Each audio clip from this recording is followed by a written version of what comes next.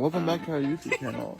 After turning day 3 after murdering somebody. A teen and her boyfriend who killed her father learned their fate in court today. The teens stabbed Halseth 70 times, tried to dismember and burn his body, and stole his car in an attempt to run away in April of 2021. Your son is the victim and the killer is your granddaughter. Can you talk about that? She's not my granddaughter. Where did the evil come that was bred into a soul that murders their own father?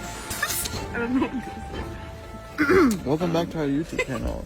After turning day 3 after murdering somebody. Whoa! Don't put that on camera. A young girl and her boyfriend were each given a sentence of life in prison with the chance of parole for the murder of the girl's father. Sierra Halseth, 16, and Aaron Guerrero, 18, both confessed to the murder of Daniel Halseth, who was 45 years old. Daniel was discovered in the garage of his house in the northwest part of Las Vegas. 4 days later, on April 14th, the adolescents were taken into custody in Salt Lake City. You have 555 days credit for time served. That is a total aggregate sentence of life in the Nevada Department of Corrections with the possibility of parole up to 22 years of good service. Both Sierra and Guerrero were found guilty by District Judge Tiara Jones and received the maximum penalty of life in prison, with the possibility of release after 22 years. On count 1, you're going to be sentenced to 48 to 120 months in the Nevada Department of Corrections.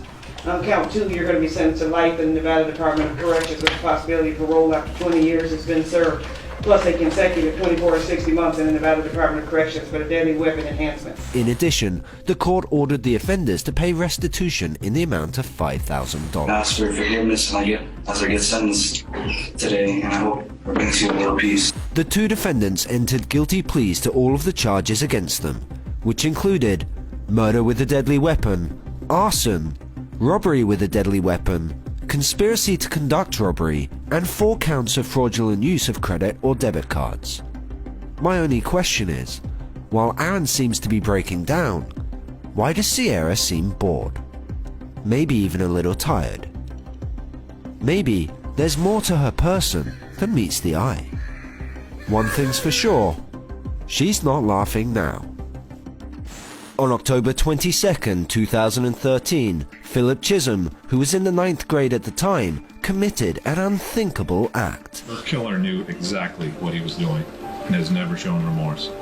I hate Colleen's killer and will never forgive him. On that particular day in 2013, Chisholm had been asked to stay after school by the supposedly positive Colleen Ritzer, who was well known for going above and beyond to assist her students. However, today, she had no idea that the hourglass that represented her life was about to run out. Chisholm followed Ritzer into a restroom, murdered her, robbed her, assaulted her, and abused her. He then stuffed her corpse into a garbage bin before dragging it behind the school. Chisholm then went into town and used Ritzer's credit card to buy a ticket to a movie. The police found Philip the next morning, and to their surprise, he still had Colleen's blood on his hands. All that work to cover it up. The garbage can, the mask, and you didn't even wash your hands. Put this animal behind bars for the maximum possible sentence. Do not give this coward the opportunity to shatter another family's lives. Colleen Ritzer's murder, aggravated rape, and armed robbery were all charged against Philip Chisholm in the indictment that was handed down. He was tried as an adult, and on February 2016, he was given a sentence that required him to spend a minimum of 40 years behind bars. This court will impose the mandatory life sentence for the murder of Colleen Ritzer and set a parole eligibility date of 25 years, the highest level our law allows. Chisholm will be 54 when he gets his first chance at freedom, cuffed and led out in front of Colleen's family in her favorite color, pink. A touching tribute that didn't seem to faze this teenage murderer, who showed little to no remorse for this horrific crime. In the state of Wisconsin, Antonio Barbao and Nathan Pape were found guilty of the gruesome murder of an elderly woman.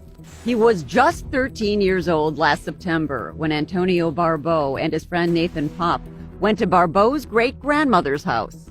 The two bludgeoned 76-year-old Barbara Olson to death using a hammer and an axe. Then they stole her purse.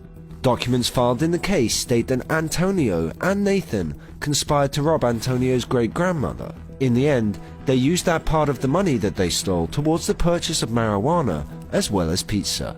The subsequent events, which saw the old lady being beaten and then attacked with a hatchet on many occasions, were like something out of a horror movie. However, Barbeau changed his plea from not guilty of mental sickness or defect to no contest after reaching an agreement with the prosecution. I know I don't show my emotions much, and I myself am not sure why, but that doesn't mean I don't.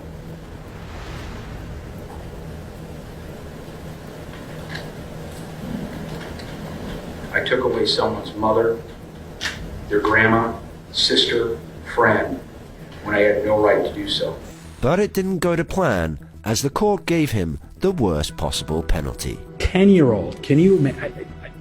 Our statutes the way they're standing right now, 10-year-old facing life in prison. I don't understand that.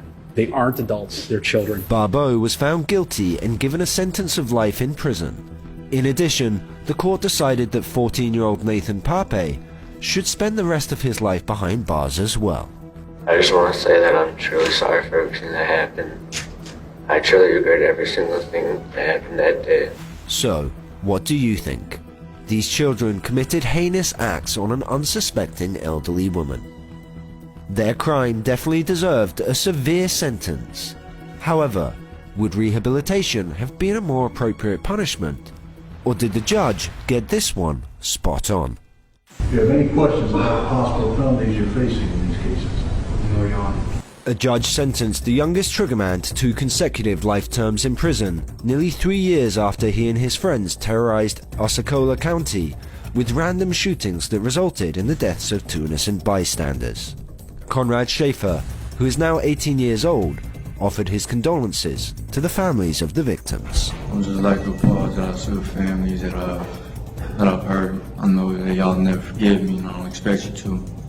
I know if I was in your position, I'd feel the same way. Prior to the start of the shootings, Schaefer was successful in persuading his father to purchase a .45 caliber high-point carbine as well as 100 rounds of ammo. He then allegedly waited until his father went back to bed, snuck the gun out of the house, and that's how the neighborhood horror story began. I was my grandson. He was my helper, me and my wife. At this time, my family and I had no intention to forgive the guilty because of such a heinous and brutal crime that was done to my grandson, Eric Rupnerine. Additionally, inside the courtroom, Schaefer pleaded guilty to 2 counts of first-degree murder in connection with the outbreak of violence that kept neighbors on edge for over 2 weeks as gunfire penetrated their homes and vehicles over 22 times. 15 years old. I mean, that's the thing that's hard to wrap your head around. Is this was a 15-year-old who was out, you know, with a semi-automatic rifle shooting up Osceola County. Following the conclusion of the hearing, the judge said that Schaefer would be facing the death sentence if he were 3 years older than he is now. I was 15 at the time. I'm really sorry for the things I've done. And I know I did wrong, and I know my apologies don't mean nothing to you. And I know it ain't gonna change how you feel about me. No, it probably won't change how the families feel. But given his age at the time of the crime, and his signs of remorse, perhaps there is hope for this young man yet. What do you think? Matthew Borges, on indictment number 2017-115. The jury, having returned a verdict of guilty on the charge of murder in the first degree. The jury has reached a decision in the prosecution of Matthew Borges, 18, who's accused of beheading Lee Valoria Paulino in December 2016. It's alleged that he murdered Lee, a fellow student at Lawrence High School, while both of them were studying there. Borges informed the police that he and Paulino smoked marijuana together in November 2016, which was the last time he was seen alive. A dog walker on the banks of Merrimack River found Lee's body 2 weeks later, and the details were grim. As I approached, I got closer, saw her really sniffing at a particular area. So I pulled her back, and when I looked, I kind of second-guessed myself. You know, I thought I saw a dead body, but I wasn't too sure because, you know, it was missing some limbs. Borges was not considered a suspect at first, but suddenly everything shifted in that direction. Prosecutor Jay Gabito said in his closing arguments that there was a mountain of evidence pointing to Borges' guilt. Prosecutor Jay Gabitos said in his closing arguments that there was a mountain of evidence pointing to Borges' guilt. Is the defendant guilty or not guilty? And if guilty, guilty of what and on what theory? We find the defendant guilty. According to the investigators, Borges allegedly stabbed the 16-year-old victim many times before cutting his head off so that the corpse would not be identified. That the defendant, Matthew Borges, is guilty on the charge of first-degree murder on the theories of deliberate premeditation and extreme atrocity and cruelty. As he received his sentence, we see Borges showing no emotion, no signs of feeling, his expression seemingly void. He received a sentence to spend the rest of his life in jail, with the possibility of parole only an option after 30 years.